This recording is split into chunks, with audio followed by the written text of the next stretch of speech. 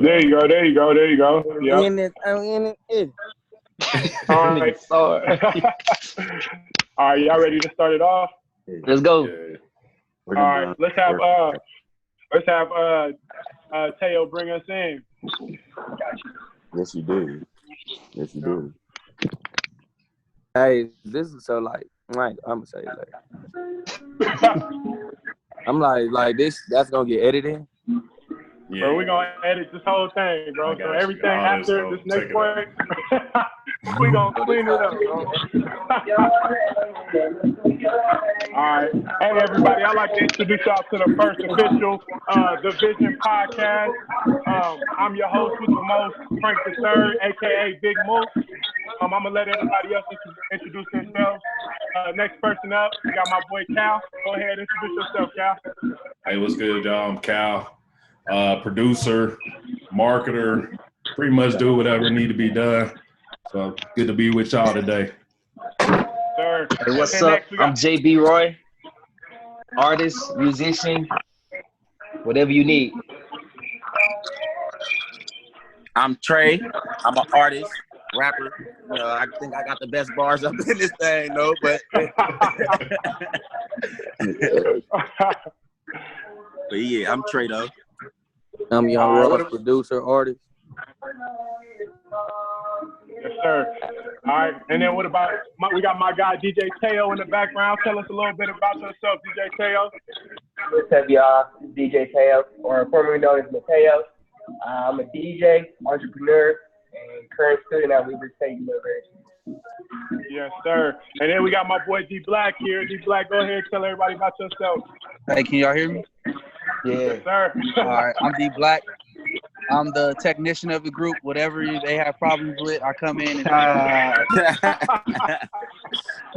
this nigga's Wreck-It Ralph.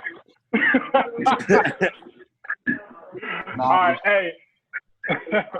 we also got Sis in here. We got Mars. Go ahead, Mars. Introduce yourself. What's up, y'all? I'm Mars Roots. I'm y'all fixer. I'm the one that comes around and makes sure everyone's in the right place. Everyone's got their stuff. I'm here to make everyone look good.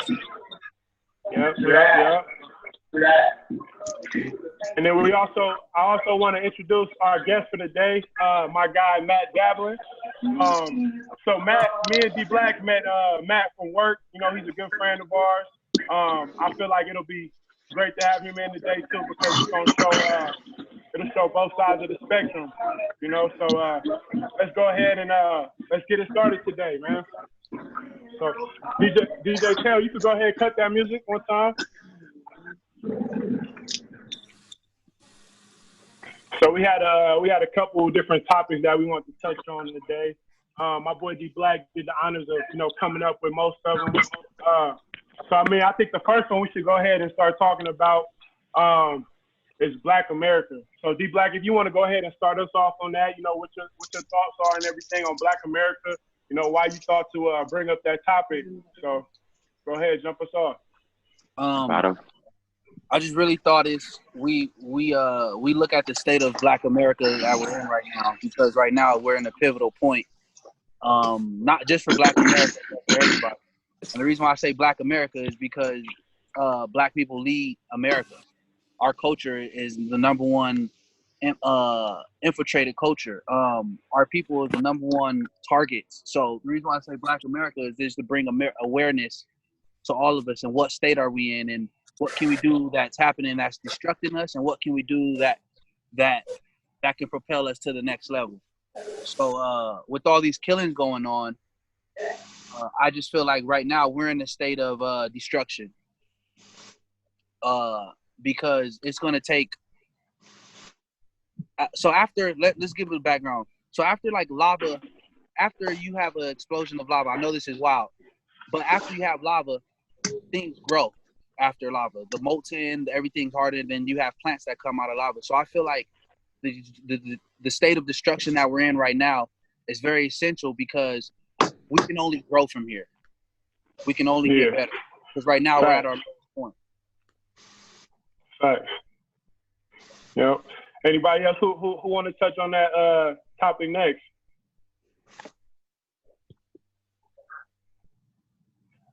I'll go ahead and go. I think that it's crazy that we even like having that conversation like Black America. Like we shouldn't even have to look at it as Black America. Like America should be America.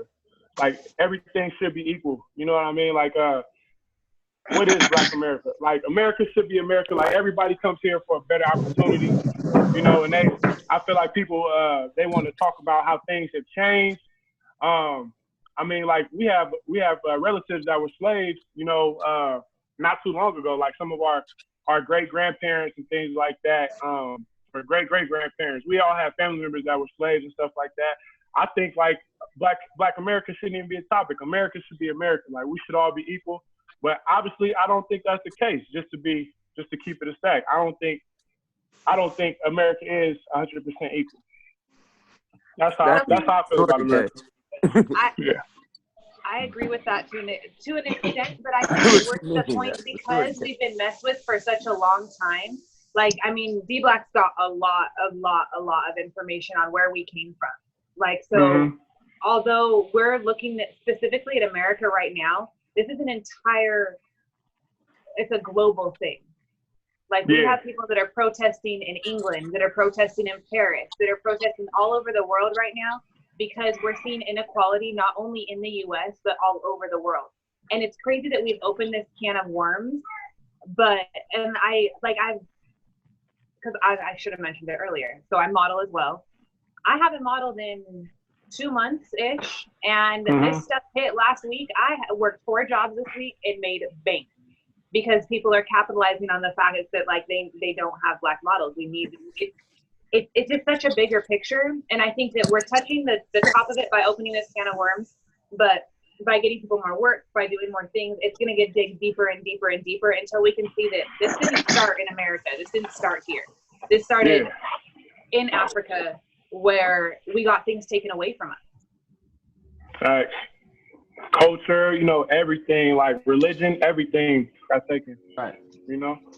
I feel like just from the jump, the foundation of everything was just built bad. You know what I'm saying? Like us coming in the slave trade and all that stuff. So that's why until we make, you know, provisions on the foundation or start trying to fix the foundation, it'll never get better to me. Yeah. I mean, it's sad to hear you say that because, I mean, we all, like, I'm an optimistic person and I definitely want to see it get better, but, I mean, I'm almost with you on that. It feels like it's been so long, so it's just like, man, is it ever going to change? So, yeah, I can't really argue with you too much on that. All we can do is just keep protesting and, you know what I'm saying, hoping for change, you know what I'm saying? Yeah, right.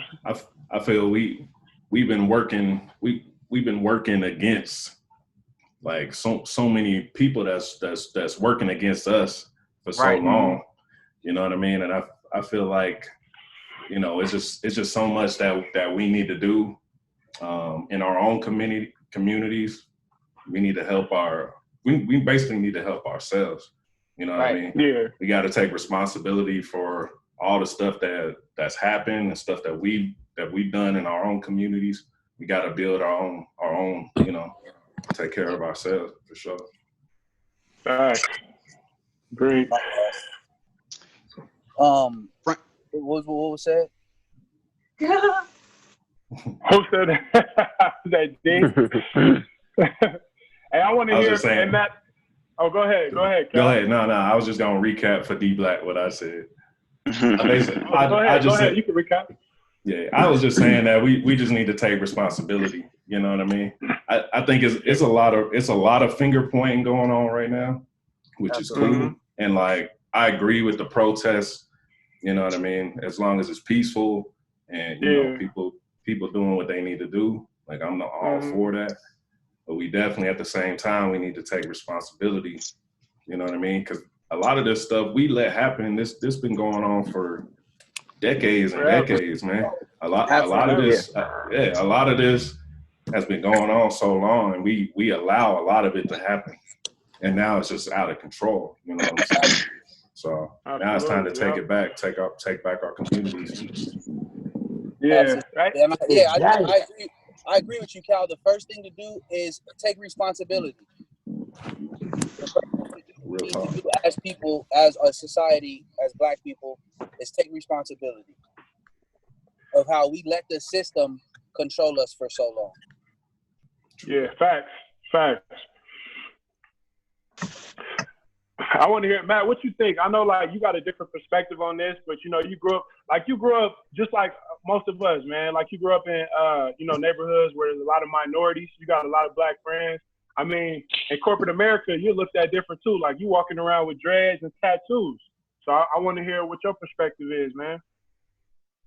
So first off, I just wanted to say thank you for allowing me to be a part of the conversation today.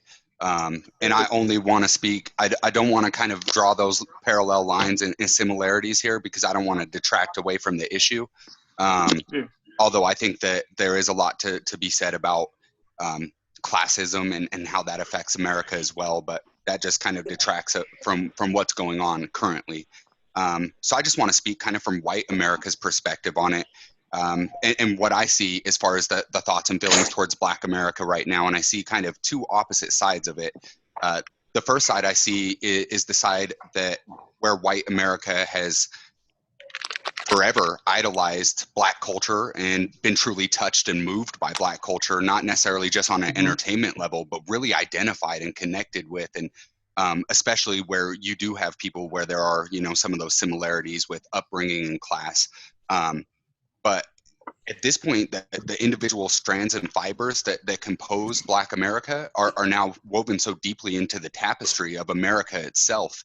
And I think that you're starting to see a lot of white people recognize that and recognize that from the way we speak to the food we eat to music, fashion, sports, to every aspect of American culture is been heavily influenced, to put it lightly, by Black culture. And so I think that you're seeing people that are recognizing that, and they're willing to not only recognize now, but actually stand up and fight for, you know, what they see as American culture and the ideals that have been envisioned for so long, but have never been really able to be accomplished.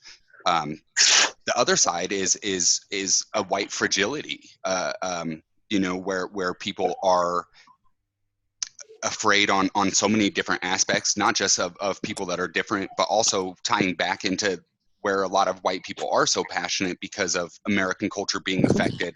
There's an equal, hopefully not an equal amount, but there's a large portion that is trying to fight against that change or trying to not want to accept the influence and feeling like they're potentially losing a piece of their culture. But then when, as a white person, when you have those conversations with other white people about what culture they're losing, it becomes hard to quantify for them. So for me, it's more, I think, either the large group of people that you're seeing out in support of Black Lives Matter, that are realizing how deeply Black culture is woven into the tapestry of America, and then the other people that are really afraid that is a fact. So nice. To touch point on that, I think I totally agree with you on that, because I see my friends, I see white people going hard at these protests, spitting in cops' face, telling cops that they need to be, you know, I see them going hard for us, and I really truly appreciate that, because that lets me know that we're becoming one. That's why I said, like, we're at the bottom right now, all of us, white people, Mexican, and the only thing we can do right now is unify and grow. And I think we need to realize the delusion of white supremacy. White supremacy is an illusion. And I think once we can unveil that, we'll be able to work together. And I feel like right now in white America, the reason why we have so many killings, the reason why they're doing this is because they still feel like they need to put us in check. Back in the day when we were slaves, they would hang us in front of other slaves so we wouldn't get out of line. So these police killings are the same exact thing. They're basically the same exact thing. Hey, you niggas don't get out of line. It's to pump fear, pretty much. Right. And we're seeing that again too. There was 2 men that have been lynched in the past week and a half. 2 miles away from City Hall, and they want to blame it on suicide. Like, no, we have people that are putting us up in trees to scare us, to tell us to stop doing what we're doing. Which is crazy, man. And so you start shit, all that's gonna do is just turn this up. Exactly. Bring it together more. So it's like, and we got to Hey, start. we just want equality, bro. If we don't get that, we should just seek revenge. We don't want to do that shit. You feel me? Absolutely. I think there's fear within that as well. Economics. Should be get reparations though. That's the thing. For real. Should we get reparations? But that's not gonna happen, bro. You know that's not definitely. Yeah. I'm a big advocate in that. I can't lie. I'm a huge advocate in that. I'm not saying we gonna get it, but I'm saying that's what we need though. Oh yeah, for sure. Teo, let me hear you, Teo. Like you said you're a huge advocate of that, of reparations. So yeah, learning my roots is very important to me, and learning that I had, a significant amount of Native in me, really made me push to like really find out my roots and where I came from.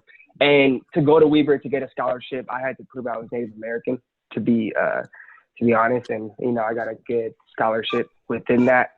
And, in that process, I realized that, Native Americans actually got reparations as well. It wasn't anywhere near what they wanted, but I mean, as I learned the history of Native Americans and of Black people as a whole, I'm like, wait, like, Black people never had it good, and they pretty much wiped out a huge amount of Native Americans out here. So it's kind of easier to make reparations, but I mean, they could definitely figure something out, because I think accountability and just responsibility for what happened in the past is very important as well. Just to make amends, like it's been repeated in history before with Nazi Germany and with South Africa as well. Once the government took accountability, like it had a process to move forward. And yeah, I mean, I'm a huge advocate on that, to be honest. I'm also an advocate for reparations. I'm more curious about, because I think people talk about a lot of things a lot of the time, but they don't talk about what that looks like to them. So I'm just curious, like, as Black Americans, what does that look like to you? What would be acceptable to kind of start to move that process forward? That's a good question, because I mean, I got the same question, like, because I was listening to Lil Baby. I think it was Lil Baby. It was somebody talking about it, like 350,000 or something like that per person. Like, yeah, I mean, like, money is money, like, but is that shit really gonna help everything? Like, just because we get paid out? I mean, yeah, money helps a lot of shit. Yeah. Look what niggas did with their stimulus check. Do you still have it? I mean, no, but that was on my shit's gone. But that's 1 month. That stimulus check 1 month of rent. My point is, we got the stimulus check and we spent it. Nobody saved it. Nobody put it in black communities. Nobody bought black businesses. So if we do get reparations, are we going to use them correctly to have wealth and for generational wealth? Or are we just going to use it just for a little bit? You know what I'm saying? I feel like some people going to use it. I feel like some people going to use it for the right reasons, and there's going to be some people that's not going. They're going to trick you. Yeah, that's for any race though. That's for any race. That's how life is. Any race. Yep. Any race. That's how life is. People ain't gonna everybody ain't gonna be on the same page. For sure. Yeah. That's the problem. We need everybody on the same page, because we have in reality, it's not gonna happen. Just like everybody ain't gonna not be racist. In reality, they should at least give racist people out there. A choice. Regardless, it's still gonna be. Yeah.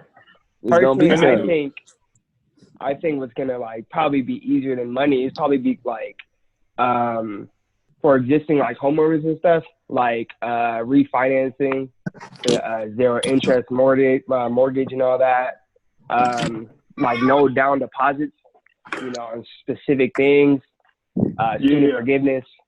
I think student forgiveness could be a real good one as well. I think that opens the door again too. That like I think that says that we need more financial literacy, though. I think that means like in school, if we were to provide reparation, we need the knowledge provided to us so we can invest that money, so we can make these choices to build different wealth. We don't have. I mean, you guys, it's an elective class to take financial lit in high school. It shouldn't be.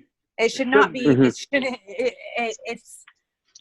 That's I feel like that opens up that discussion as well. So as much as if we're going to give us money, how are we going to make sure everyone does the right thing with it? Hey, but to touch on that, Morris, one thing I feel like is crazy about what you said, I totally agree with everything you said. But in my high school, like the schools I grew up in and went to, bro, we were not taught any of that shit. We were not taught any of that shit. But out here, I was coaching out here in Utah for a little bit, and one of my college teammates, that was the class that he taught.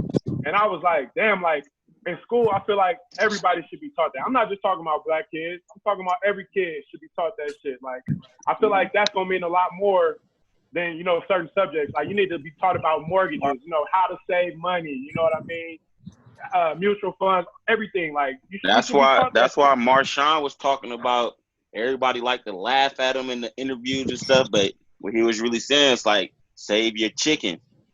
Save your chicken. And I feel like that should be, like you said, classes should be either in high school or college, where it's kind of like, especially towards, our kind of these young black athletes, they get money and you see some of them not have money no more, or they went to go spend it on this. I feel like it should be someone or something to help us to, because at the end of the day, you're not getting all the money. Say you got $100 million, most of that's going to taxes. Exactly. So I feel like, yeah, when we young, it's a big number. We looking at it like, oh, this is what I'm making. I'm not used to this. I've never seen this much money in my life. But at the same time, it can all go like that. That's all I'm saying. And we need to be smarter as a whole. Because if we get our money up, as in, you feel me, the black people, and we can, you feel me, have our money against, their money, we can actually start talking actually for real, because they got the power, because they always gonna have the money. Facts. And we're gonna get into that. We're gonna get into that a little bit more here soon. Our next topic I want to talk about is COVID-19. But before I move on to COVID-19, I want to briefly touch on the Breonna Taylor situation. Everybody know about Breonna Taylor, right? Everybody pretty much know that situation. Yeah. Anybody care to like break that down really quickly? Just break down, like, kind of just give everybody a brief overview of what happened. Anybody know enough about it? Calvin, D Black, anybody? I'm waiting for y'all. I know. Go ahead, D Black, break it down for us. So basically, Breonna, she got killed because they walked into her home unlawfully without a warrant and suspected that she was the crook, and they shot her dead. Yep. That's the basic synopsis of it. And what ethnicity is Breonna Taylor? Black. Exactly. And so I guess since all this has happened, so some change has happened since that situation. I just learned. So let me. Sorry, excuse me. Let me add into this situation. So not only did they shoot into her household, they shot into her household. Bullets went through the walls into her neighbors' houses. No one else was injured, but her boyfriend stood up and shot back at the police. When he shot back at the police, they ended up arresting him, and he went to jail for shooting back at the police. He's been released since, but it had to go through the process of getting him released, although he was shooting in defense. And then to add even more into it, within the past week and a half, everyone started protesting. We had all the protests. We had people singing happy birthday to Breonna. And I think that was beautiful. And so we changed a few things by, I don't think they did an arrest. They passed, no, so they haven't done an arrest, they passed a law. Yeah, it's called like the no knock. I think it's like the no knock bill or something like that. So the police are, even if you have a warrant, like, you're required to knock on the door. You can't just bust in anymore, which is a good thing. I think that's a start. You know what I mean? But the fact that the cops who did this shit, like, there has been no consequences yet, I definitely think that's unacceptable. Because so now you're telling me that, so if this happens next time, then the next cops are going to be in trouble. You know what I mean? But what about the ones who we put this bill in for? Like, coming. Yeah. Right. You know what I mean? No consequences been paid yet. Gotcha. And this happened in Louisville, correct? Yes. I'm not sure. Is that where it was? Okay. Yeah. Yeah.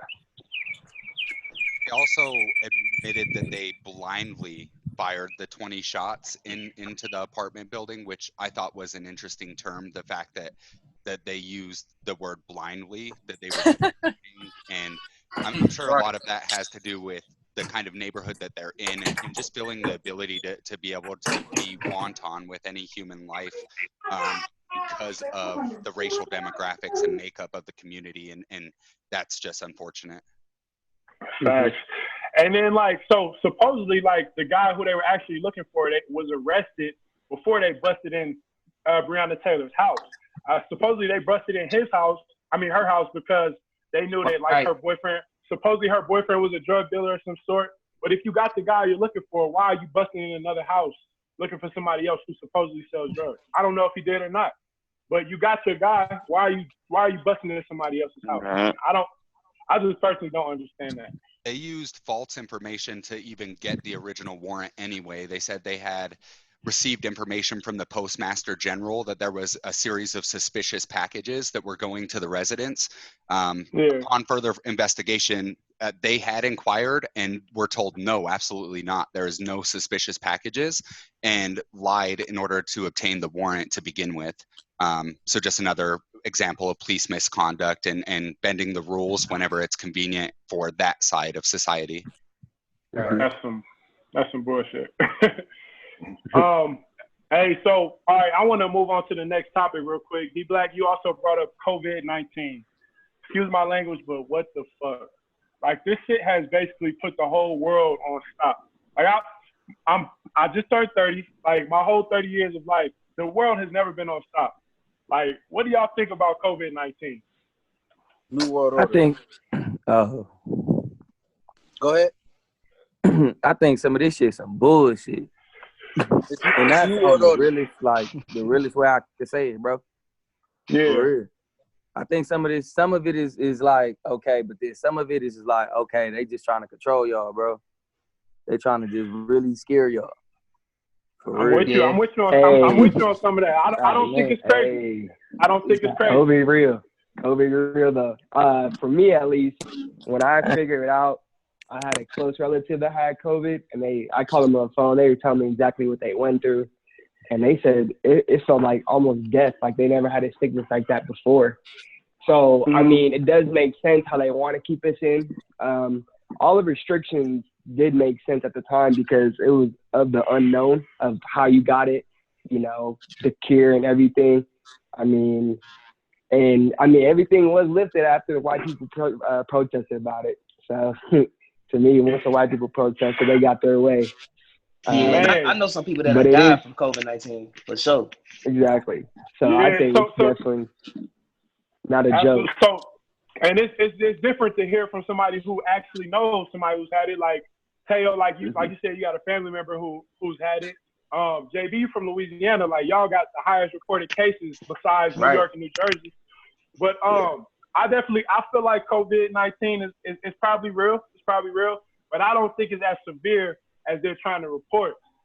For instance, I probably shouldn't be saying this, but there was, I'm not going to say what department it was, but there was a department that had reported 3 deaths that week. The deaths had nothing to do with any sicknesses. All right. They were called and told to report the sicknesses as COVID-19 because I don't know if y'all know. Bro, and I know that. I heard that. No, that's fact. That's fact. When this is reported, certain associations get paid. They get $13,000 for it being reported as a death of COVID-19. And then if you get put on a ventilator, I want to say it's like $39K. So that's crazy. Right there, that just tells me that it's a lot of corruption. Money has a lot to do with anything. I'm not trying to downplay COVID-19 because I think there are some people who have it, but I don't think it's as vicious and as contagious as they try to make it seem. That's just my aspect. I mean, I could be totally wrong, but that's my point of view. And I was thinking about the same thing with the NBA players at first. It was like, how you know you got COVID? What's the signs? Like, how do I know it's real? Like, what do I need to do? How did they know they had COVID? They didn't even have no symptoms of it. So it's kind of like, I'm sure exactly. I'm sure it's disease out there, bacteria and stuff, all like that, like the flu, Ebola. It's gonna come. It's gonna repeat itself every time. Let me touch on what you just said, Trey. Let me touch on what you just said because you just brought up a point, bro. So as y'all notice, sports and music has the biggest influence on our world, bro. COVID-19 was out. Nobody took it serious until we heard Rudy Gobert. Donovan Mitchell and Rudy Gobert had it. Yeah. Put everything on stop. Once you hear somebody famous, then we start hearing people like, was it not Tom Cruise or Tom Hanks? Tom Hanks. Tom Hanks. Different celebrities. Idris Elba. They supposedly all had COVID-19. But like, so they got cured? They got cured from it? That's what I'm saying. They had else following up from that. Nah, I seen Tom Hanks report that he's covered. You know what I mean? So, like, man, that's what I'm saying. Nobody famous died. Yeah, nobody famous. If a famous person would have died from it, then I know it's real because money to cure, because they got money to get it. That's why Magic Johnson's still living. He got money to cure it. Hell yeah. I was just gonna say that. I was just gonna touch on Magic. Money, that's the cure right there. Hell yeah. And you know what else is crazy? Like, we all know Trump is crazy as hell, right? We know that. We know Trump is crazy. Sometimes he says some shit that makes sense. I'm not gonna lie. I don't know if this makes sense, but he did say a while back that this is a hoax. Who knows how true that is? You know what I mean? But like, why would you say that? Like, you're our leader. Like, you would expect the leader to be like, everybody needs to take this serious.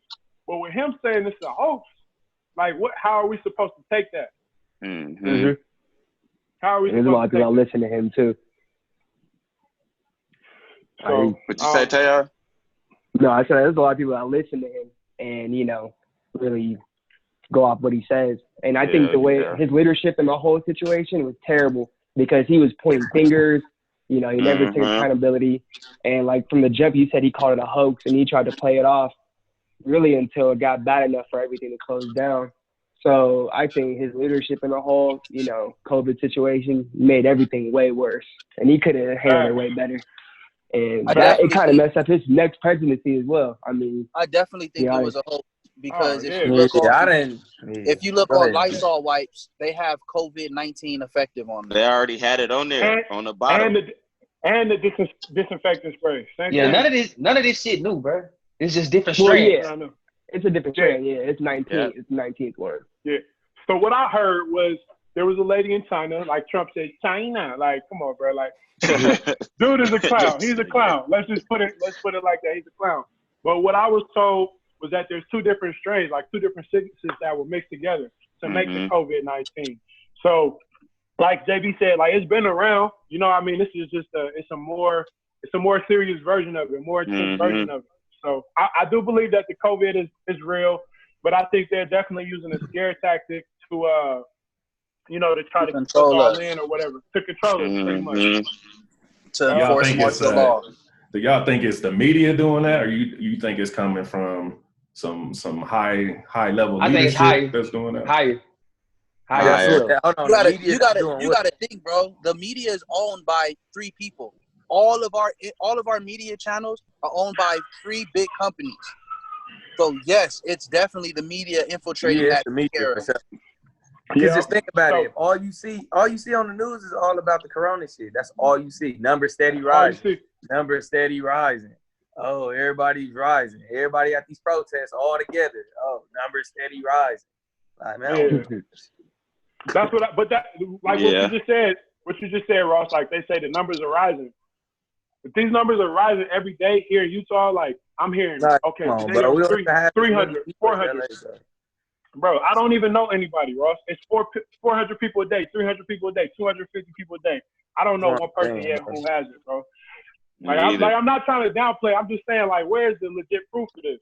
You know what I'm saying? Like, I'm definitely going to still take it serious. While I'm going to take it serious, I'm still going to, you know, keep myself socially distant from, you know, big groups of people and stuff like that. Because the thing is, you know, this is all speculation. We don't know how true it is or not. So I'm definitely I say fear equal control. If you scared, they can control you. Yeah, but man, if I got it, I'm not telling anybody. Let's be real. Like, don't tell. Just go ahead and chill in your crib and knock that shit out. Exactly. But like, you might not even know who has it. You might actually be close to them too. So that's the thing though. Like, first they said animals can't get it. Then they reported a tiger in the zoo had it. And then, Black, why you tiger in the zoo get it? Hey, Dave, D Black, when you say that, Tiger King was the #1 watched thing in America at the time. What exactly? Exactly, bro. Crazy. Come on, bro. But here's the thing. Let's go even deeper back. Before COVID-19 started happening, what was the number one case in America that everybody was talking about? Jeffrey Weinstein, about how he had Hillary Clinton, Obama, how we had all these top leaders trafficking little kids, and they were doing sexual prostitutes. Have y'all watched the documentary? COVID-19 was just a distraction to get them out of heat.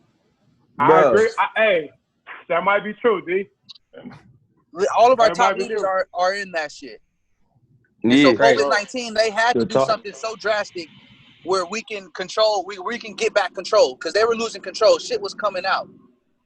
Hey, and that's where that makes me want to bring up the group Anonymous. Like Anonymous is putting out all this stuff right now on what you just talked about, the sex trafficking. You know what I mean? So like, I don't know if y'all haven't watched the Epstein documentary yet on Netflix, y'all need to go watch it because it gets creepy. It's some crazy shit. And like I said, the group Anonymous, they're putting everything out there. And I mean, who's to say it's true? But a lot of it makes a lot of sense. And like everybody said, don't vote for Trump right now, which I'm not going to vote. I'm probably not. You know what I mean? But I've seen some videos Anonymous posted on Joe Biden. Like, bro, like he's creepy. I'm just gonna keep it a stack. Like, he's standing here taking pictures with these little girls, like thrusting them, feeling on them. Like these kids are like 12 years old and younger, bro. Like, what are you doing? And the parents are right here letting this happen. It's weird. So I definitely believe that it is different stuff like that that's going on that they don't want us to know about. Just like Brett from the Patriots. What's the owner from the Patriots? He was over there. Bob Kraft. Doing this sex trafficking some more shit. Exactly. Yeah, bro. It's some demonic, satanic shit that's going on. Just to jump back in, I'm sorry, I had to go do baby stuff for a minute. And I don't know what you guys have touched on, but I heard you talk about Anonymous. And I don't know if you guys did you guys touch on that video that Rock sent us the other day? Man, so I didn't even watch it. Like, you could give us a rundown. Like, it's like 2 hours. About the girls, it was like 2 hours. It's a long video, but he did touch on Anonymous, and he talked about in 2013, Anonymous was debunked by the FBI. And so a lot of the information that he feels, and like it's hard with the conspiracy theories, everything goes in and out. Like, you know, like what do we choose to believe? But he was talking about the debunking of Anonymous and how now, because it was debunked, the person we're listening to now, the person that claims that they're anonymous and has this information, is not who they said they were 5 years ago or 8 years ago. You saying somebody different, like somebody trying to infiltrate, like Anonymous? Or? Yeah. And I can't remember exactly the points that he used to prove that, but it was something that just interested me. That it was crazy how they pulled that out. Yeah.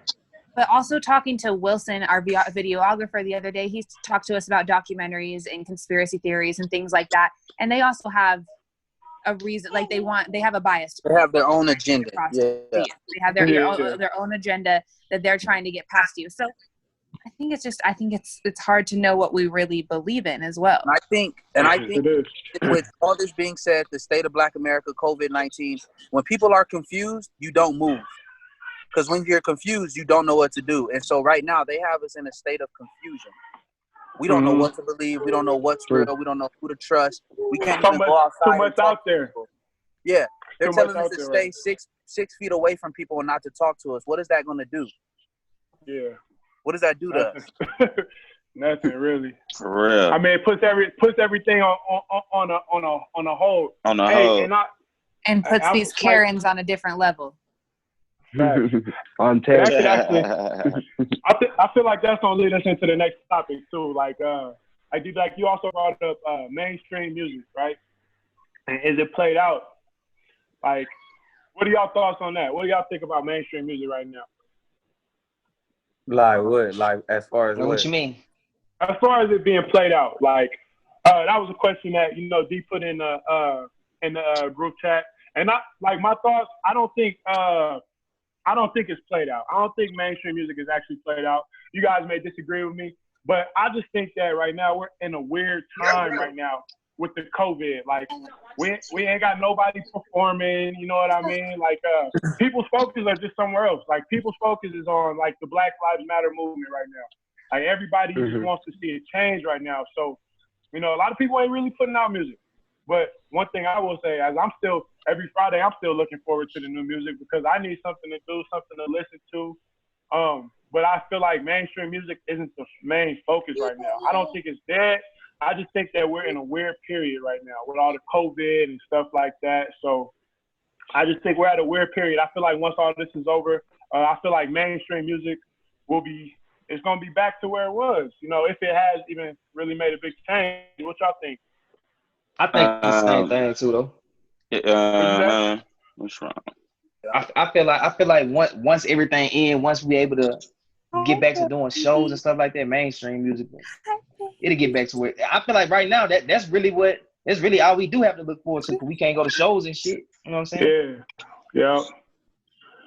I've been going back to the old school stuff lately. Since all this, everybody putting out the new stuff. Dude, I've been listening to the old school straight up. Exactly. That's all we got right now. So when D-Black on, froze. Hey, but what that being said, going on in the world, it's all Tootsie slide. Let's get a TikTok. Let's get more distracted rather than let's attack these issues that's happening in our world. And music is such a powerful tool that I think is being controlled by the higher ups that they don't want us to have protest music. They don't want us to have learning music. And that's why Cal mentioned he went back to listen to the 90s because that's all they fucking had was protest music, revolution music to make you think. And so when I mentioned mainstream music is played out, they dumbed it down to a fact. We don't have no artist that's standing out and that's really taking a stand and that's really doing it besides Little Baby. I was going to say that. Run the Jewels. That was a great video. Run the Jewels, yeah. I ain't really listened to. I heard like 2 songs from Run the Jewels. It's political as hell, and I mean it's probably what we need to be hearing right now. Nah, that's what it is. It is. Rage Against the Machine's back on the charts again, just because of the fact that it is protest music. So they're back on the Billboard charts right now, and they ain't put out a new album in forever. Fucking what song just came back on the Billboard charts, and it's like 10 years old, bro. Some song just came back on the Billboard chart. I think it was just what he mentioned, Rage Against the Machine. Killing in the Name of, I think. Yeah, bro, and that's what I mean by mainstream music is played out. Nobody wants to hear Tootsie slide double time on another time. Okay. I don't want to get my left foot up. You know what I mean? Yeah, I got you. In a state of progression, bro. I got you. That's why I wanted to get an understanding of what you meant by what was mainstream music played out. I hear you. Like that's some that shit like Tootsie slide. Like no disrespect to Drake, but that's some bullshit right now. That's not what people want to hear. I don't want to hear that shit. Hey, that's why I mentioned in the group chat the other day. I was like, y'all can put out music all you want, but if it ain't about the cause, if it ain't pertaining to what's going on, it's not gonna get no love. Baby just dropped something yesterday. It's called The Bigger Picture. Everybody needs to go hear that. Yeah, I'm gonna check that out. That's what we need to hear. Exactly. The Little Baby. Little Baby that's just what dropped we that. need right now. Exactly. 100%. Yeah. I like that. But Drake Mill too. That Meek Mill opposite side of America. Oh yeah, I heard that. Yeah, that was hard. That was hard. Yeah. Yep. Because a part of being an artist is part of staying with the trends in time, and you got to speak on what's the time. And so, if you can enlighten people on what's the time, that's your platform as an artist, and you need to use it. So, the artists who aren't doing it, who are staying mainstream, I just don't got respect for them right now. Exactly. Yeah. The best artists was the ones that they foreseen this. You know what I mean? They seen it before it even happened. 100%. You know what I mean? Like Pop, you know what I mean? That's why you can listen to Tupac right now. That's why you can listen to Lauryn Hill right now. That's why you can listen to Bob Marley right now. I ain't gonna lie. I feel like Tupac was way ahead of his time. That's why they knocked him off. He was saying all this shit from the beginning. A long time ago. I had to play They Don't Give a Fuck About Us for my kids the other day. Straight up. 100%, Trey. 100%. It's a biological warfare when it comes to the black man. The white man wants to see this is what they'll do. Let's make this nigga famous. Let's bring him up. Let's take him out the hood. Because then once we take him out the hood and he thinks he's one of us, he becomes neutral. He doesn't start fighting for people again because he's like, I'm good. I got money. I'm neutral. I'm good. I did my fight. And so that's what they did. Sense. They knocked Pac off because Pac got rich and he was still with that, nah, nigga, we still got to get this black stuff. He used his platform. And it's a lot, D-Black, I agree with you on that, bro, because I just thought about Terry Crews. Like, everybody remember Everybody Hates Chris. Like those two, Terry Crews, who was the dad on the show, and then the dude who played Chris Wright, right? The young dude. They was going at it the other day because, like, Terry Crews trying to play both sides, bro. Both sides. Now, it ain't no both sides. It ain't no both sides. It's one side. That's why, like, I'm loving what we saying. Like, everybody that's out here protesting who's not black, I'm loving it because you're on the right side of the fence. So you got to think, bro. Go ahead. No, I was just gonna say he was basically just getting at Terry Crews, like, bro, don't play both sides of the fence. Like, either you with the cause or you not. Like, it ain't no, yeah, but you know what I mean? It's none of that. This is why I brought up Black America, bro, because there's such an attack on us since the day of time, bro. There's such an attack on us genetically, mentally, and physically, bro. And that's one of them. We're having neutral niggas. We're having niggas who are, but they're neutral, like Terry Crews. They feel like they should play both sides. And by so the that's way, one way John Henry was garbage on Netflix. I watched that today. Shit was trash. That shit was garbage, bro. I don't even know why I wasted my time. That nigga was Bob the Builder that can fight. That's all he was. Who brings a hammer, hey, that nigga was wrecking around. Who brings a hammer to a gunfight in South Central? Come on, dog. You see Ludacris's face on it? Like, what the fuck? Yeah, that movie was dumb, bro. Hey, did y'all see Jack Harlow's freestyle? About what? I don't anybody. Well, he just did it on everything going on right now with the movement, the BLM movement, and everything. And I know he a white boy, but he did go crazy on that, and he is well aware of everything. That's it's called Only Way Freestyle. That's what's up. I'm not gonna knock any white boy or any white person that's standing up for us because at the end of the day, we all come from black people and we all brothers, right? Yeah, it made me respect him more. I haven't after seen it, seeing bro. that. But I love hearing shit like that. I'm gonna go watch it. No, not your eye. Your ear. Get this dude Mook back. Mook left. And Mook dropped off. You get him back. With all the rappers that are out there, though, like I'm more of a fan. I grew up on like Hieroglyphics, Souls of Mischief, the Living Legends, Dilated Peoples, like just really more of like a conscious, like really trying to make a difference. Conscious, yeah. Yeah.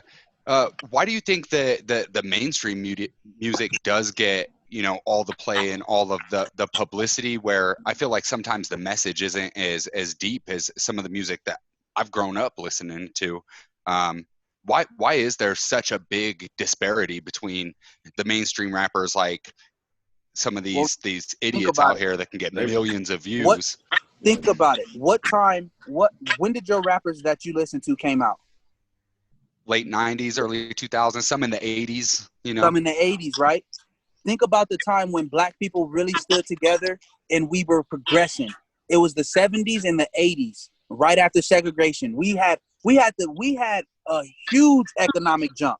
Yeah, right? Late 60s too. Black Panthers, late 60s. Late 60s, right? We was putting out protest music. We was putting out conscious music. We was putting out everything to make us elevate. What did the white man do? Oh, hell no. Let's get some of this gangster shit going. Let's get some of this kill nigga shit, That's this when they drug flooded shit the going. hoods of crack. Yeah, flooded the Because hood. we can't, if they progress, bro, it's going to be like ancient Egypt. Well, not even ancient Egypt, ancient Hikkatu, way back in the day when they were running everything, bro. And that's what they don't want. Because if we start to self-realize, if we start to self-love, if we start to self-educate, we'll stop self-destructing. Facts. Yeah. Now those artists are controlled now too, because they felt like they could capitalize off the rap music once they caught eye and see, okay, these dudes they got an audience, you know what I mean? So we gonna latch on, we gonna use them to control people. Now artists like Drake can't put out a Lil Baby song like what was it called? Nah, I'm. Trey can't do that because he controlled. Hell no. I'm gonna keep it real. I feel like Meek Mill, if he keeps doing what he's doing, I feel like he's gonna be like Tupac. They gonna come and try to come get after him. He could be, bro. Because did you know about the work that Kobe was doing? Kobe was putting in work for the black community, and nobody knows that. And that's why they knocked his ass off. I don't think that all of a sudden this helicopter just did that. Hell no, bro. Bro, he flew that helicopter every day, bro. You gonna tell me it's problems with that helicopter, bro? Come on, dog. Yeah, there's something behind that. Well, same thing they did with Martin Luther King. Martin Luther King didn't die from the shot. He died in a hospital. JB actually told me that. JB actually told me that. He got smothered, I heard, in the hospital. That's crazy. And we don't learn that in school. That's the crazy part. Hey, beautiful. Hi. Hey, yo, so I also want to touch on, we got two more topics to touch on real quick. I want to touch on, like, the N-word, all right? Like, when is the N-word acceptable? You know, when, where, who? You know, who is this? Who can say this word? You know what I mean? Like, what do y'all think? And I'll start it off because the reason I brought this up is because I put a Facebook post the other day of one of my videos, and I was rapping, and my boy posted it. My boy Ryan Richardson, he used to play basketball for Weber State. He posted a video, and some guy commented on it, and he was just like, it was a white guy, it was a Caucasian guy. He was like, it's crazy that it's okay for him to say the N-word so many times. And I just thought, I had to think about it for a second, like, you can't get too mad. You can never get too mad. I'm happy to listen to it, and I got a view from it. You feel me? So, but for real though, like, when is that word acceptable to y'all? It's not. Like, it'll never be. Never. Ever. Hey, I feel like I can say nigga. Let me tell you why. Yeah. When you suppress a race for 400 years, and we have the ability to take a derogatory term and flip it, and it can be so universal. Exactly. Mm-hmm. You can't use that word because at first you use it as derogatory. Exactly. I agree. So now I was your nigger. Now all of a sudden I'm your nigger? Nah, bro. Nah. It don't work like that. It don't work like that. So my first thoughts was like, I can say it. Do you want to say it? Is that why you're mad? Because do you want to say that word? Like, that was my first thought. So I'm just like, I can say I'm gonna be real with you. With white people, I feel like they always gotta feel a part of something. Yeah. So just because they see us, they feel like it's okay for them to do it, but no, it's not okay. If another nigga came to me that ain't my nigga, and you know, I feel some type of way because I'm be like, hold up, you know what I'm saying? Who you talking to? It's just like I can play around and curse my partners out, but if somebody that I don't know come curse me out, it's gonna be a problem. So it's just the same situation. It's almost I don't like nobody. What you about to say, Black? I was about to agree with you. It's almost like they're mocking us. It's like they're making a mockery. They're making a mockery of us, dog. Mm-hmm. It's almost like you use this word, now all of a sudden you're cool with it, and now you want to be down. Nah, bro. Nah. We have stolen legacy. You stolen our legacy ever since Egypt time, bro. And now all of a sudden you're trying to negotiate on the terms of the N-word? Yeah. It's the thing about black people, bro. It's crazy. Black people have always the bad and turned it around. Good. That's crazy. When they gave us, they didn't want to eat. We turned that shit around. Now niggas still eat chitlins. You know what I'm saying? Nigga use every inch of the pig. Yeah. Y'all got that swine over there. You got to stay away from that swine. Yeah, don't eat that shit. I don't eat pork now, but it's just the point that shows you that we've always had the bad handle of a spoon, and we always turned it around and made it into something positive. You know what I'm saying? Man. Yeah. We can take something. We take nothing and make it into something. Go ahead, Tayo. Go ahead. Oh yeah, I'm gonna be completely honest right now. So, with my experiences with the N-word, I'm gonna explain my story pretty much. So, you know, growing up in the Bay, I think Trey and Mook, you can attest to this, that you know, kind of everybody use the word, no matter what you are. Yeah. And like, just being uneducated, you know, I grew up saying it. And like, as I left and I grew up and I got more educated on the word and its roots, I realized like, yeah, this ain't a good word to say whatsoever.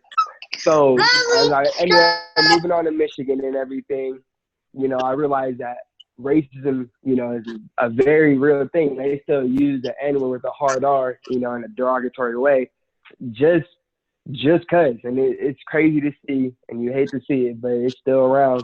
And that was something that I was naive to. So I think just the education and all of it for a lot of people is very important. And, you know, I think the only people that should be saying, you know, is African Americans or just Black people at the end of the day, because if you're any other ethnicity saying it, it's just not right. Like, you shouldn't be using, like, there shouldn't be no ifs, ands, or buts, in my opinion. You're right. That's true. I agree. And it's just crazy, like, to what Teo said. Like, if me and Teo was having a normal conversation and he said it, it probably wouldn't even hit me. You know what I mean? Because, like, if you go to the Bay Area, like, you know, where me, Trey, and Teo from, we got a lot of Filipino friends, bro. Like, Filipinos just like us. You know what I mean? Yeah. Mexicans, Polynesians, all that. Like, you'll go there, and one of those guys will be talking to me, and I'll hear them say it, and I won't even think twice about it. You know what I mean? Which isn't saying that it's okay, but they're not using it in a derogatory way. You know what I'm saying? So, and that's my friend. So I'm not looking at it like that. And I'm not saying that that's like it's right for them to say it either. But like, I'm just saying personally, like, when I hear one of my friends like a Teo, you know what I mean, say it, then it don't have that same, like, that degrading meaning. You know what I mean? Yeah, because we come from the same cloth. With me, I come from the South. You know what I'm saying? And if you ain't Black, you're not using it. I don't care how many Black friends you got. I don't care if you raise person. So for me, that's bothers me. Hearing people that's not Black, that it still bothers me to this day. Even some, you know what I'm saying, people I'm cool with, they say, and it bothers me because when back home, that's not slide. Soon at all. That's you know what I'm saying? Sleep. That's real true. That's the South. Baby, I will say I can't. Getting sleep. I respect your perspective, because I would definitely say I can't agree with the South. You know what I mean? Like, I didn't grow up in the South. I've been to the South a lot. I love the South, but you definitely got a different view than, you know, somebody like me from California. You know what I mean? Because I ain't gonna lie, I got the same view too. You probably do, but What about you, Matt? The thing is, like, bro, like, racism it's kind of calmed down. I'm saying just a little bit. Like, let's say California, like, growing up in the Bay, yes, we definitely, you know, saw racism, but I guarantee it ain't nothing like the South. Right. Oh, Yeah. What you think about, Matt? What you think about it? So, D, for me, it's more, and once again, I'm only going to speak from the white perspective, because I'm not going to be opinionated about things that I shouldn't really be opinionated about, and I should support. No, bro.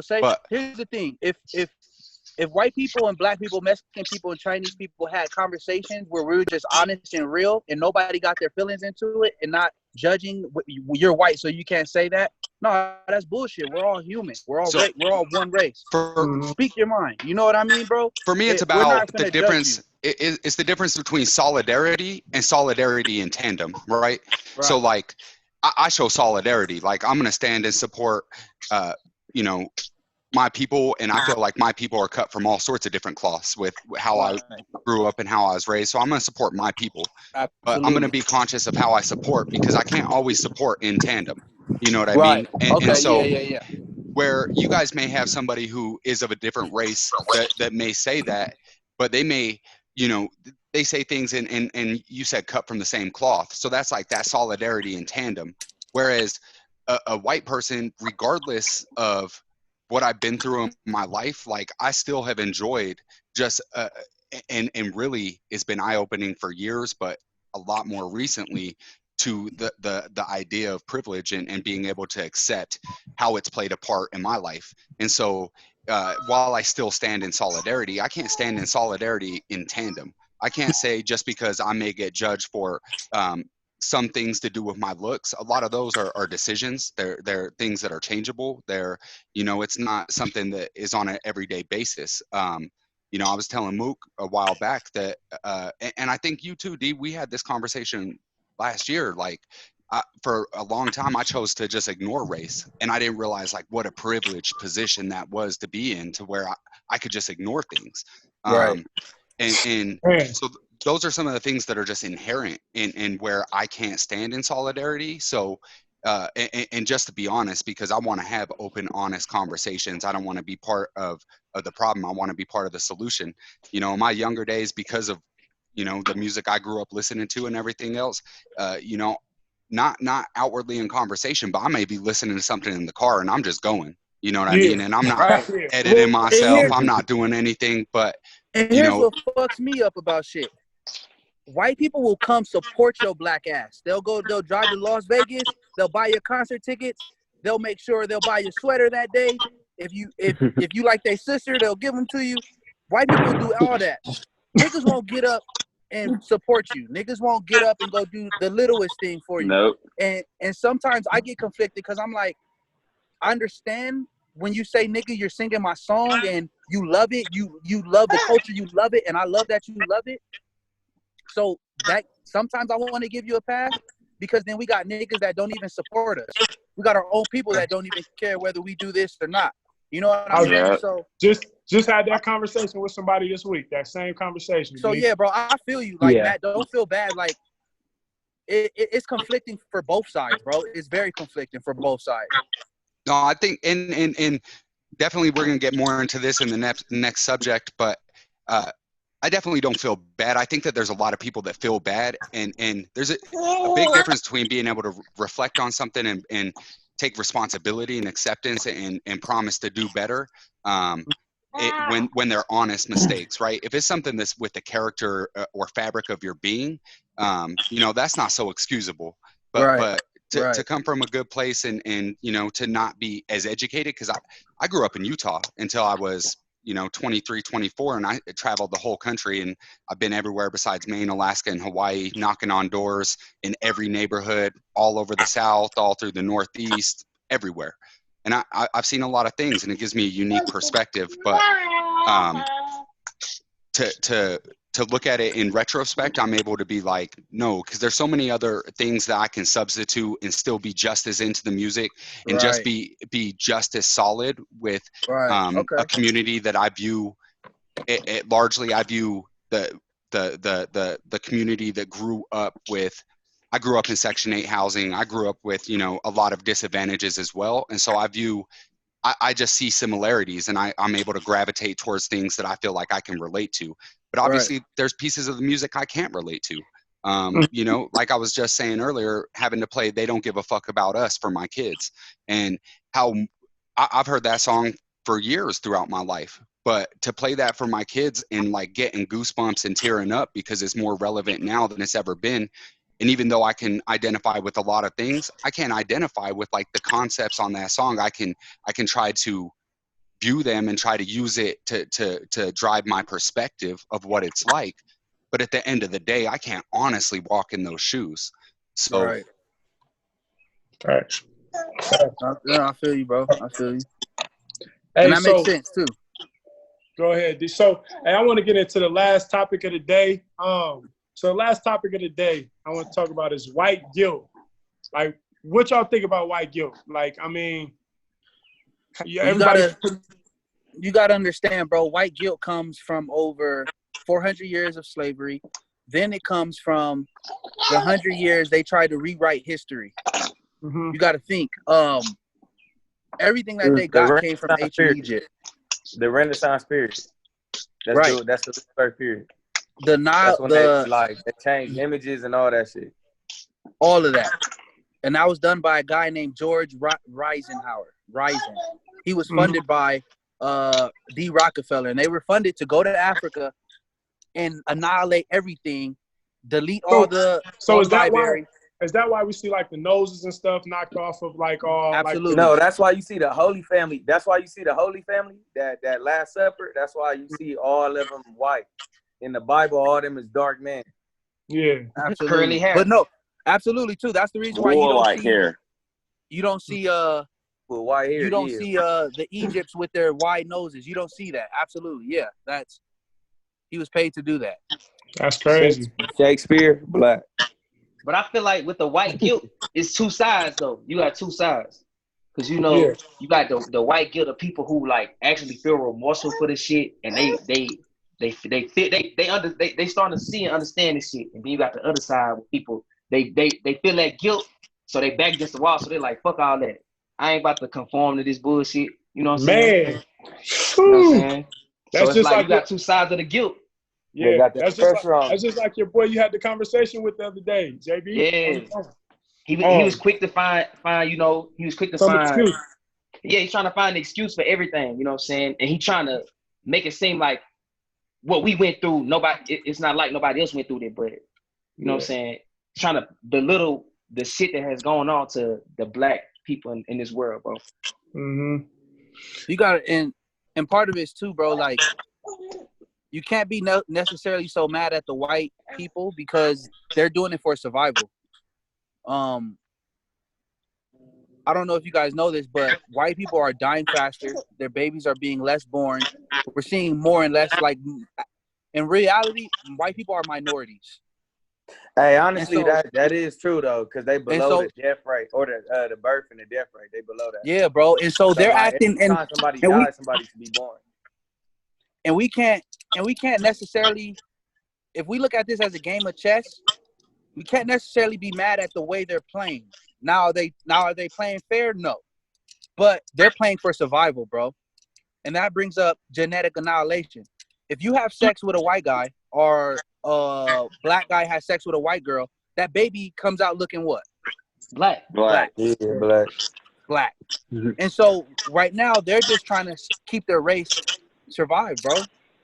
Yeah. So part of that guilt is part of them playing the game. That's why I said that to say, you know what I mean?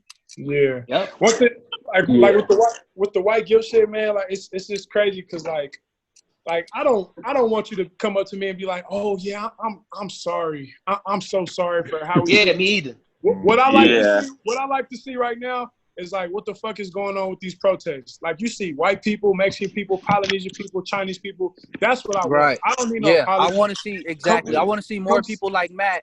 Action. In conversation. I want to see action. I don't want this. I don't want no. I'm sorry, no. We want to see some change. We want to see change, and we want to see more. Like I said, we want to see more people like Matt that's brave enough to hop in a conversation with 10 black men and say, you know what, bro? How can we fix it? This is how I feel. This is what we do. The more we have conversations like this, the more we become one. Right. Facts. And then, hey, what y'all think about Roger Goodell right now? Like. Is that white guilt? Like what's that? That's white guilt. That's bullshit. That's white guilt bullshit. So let me hold on, wait. So look. So it's like really feeling sorry, or is it money? Because if I lose my Odell Beckhams, you know what I mean? Like everybody, like the majority of the athletes in the NFL and the NBA are black, right? Yeah. By the way, I feel like Adam Silver is probably the best commissioner right now of how he's handling the league. Roger Goodell, I'm a little confused right now. Like, is it money or is it being sorry? Are you worried about what your black athletes are going to do, or are you really sorry? It's just like me and my homeboy fall out about some shit, and I'd be like, man, fuck him. But then he hit the lotto. And you gonna hit the lotto. What we doing I'm tonight? like, damn. I'm like, man, bro, you know you my boy, man. I apologize. Man, exactly. And to touch on what Mook said, he said, is he sorry about because he's scared of what the player's gonna do? Is he genuinely sorry? I think he's sorry because he's scared of what the player's gonna do. Because if he was genuinely sorry, he would have sent the letter directly to Kaepernick. Exactly. Directly to Kaepernick. Yeah. He would have sent it like, you know what, bro? I fucked up, and you were standing there. And don't just send out a whole wide league. That's the pussiest way to do it. I'm just gonna send out a vague apology. Yeah. What are you really attacking? What are you really changing? What is he's doing? He's like, it's okay, niggas. I'll take care of y'all. Y'all good on my plantation. I think the more interesting thing about when Kaepernick's portion of the protest started, because that was building upon the 2014 Ferguson and Mike Brown and everything else that's happened. Alpha Sterling, when he jumped in and got active with it, I just found it interesting that since the beginning of time, kneeling has been a sign of reverence. So whether it was people kneeling in front of their king, whether it was people kneeling to be knighted, whether you're kneeling in prayer, that every religion does equally. Kneeling has always been that position of reverence. It's always been something that's respectful. But as soon as you have somebody kneeling who people are uncomfortable with the subject matter, what he's trying to call attention to, kneeling all of a sudden turned into something that was so disrespectful. And it's so disrespectful, but it's since the beginning of time has been reverent. And then when he was kneeling, or when he did that happen to y'all? What? Go ahead, Trey. I see everybody moving, but I don't see anybody when he was kneeling, they wanted to blow it out of proportion. They wanted to say, "Oh, he's disrespecting the flag." This is not what we're not trying to disrespect any flag. We're trying to get what we have across. It's not about the flag, no, none of that. And somebody, I think it was Moot, you told me it wasn't even him. Hey, can y'all hear us? Yeah. Cal said yes. Yeah, but I think it was you, Moot. You told me it wasn't even his idea to kneel. It was from a vet. It was from a vet because facts. He was sitting down. Yeah. He was sitting down. Let's just get off the party. More than kneeling, you know what I'm saying? You was breaking up. Who, me? Go ahead, JB. Say it again. I said that, it was from a vet because at first he was sitting down. Mm-hmm. And then once he talked to the vet, he started kneeling, you know what I'm saying? Uh-huh. So, and the vet understood him too. And exactly. He took and from the jump too. Yeah. From the jump, I was like, once he did it, I realized exactly why he was doing it. And the thing I was most surprised about was how people didn't defend what he was doing, and that was just crazy to think about.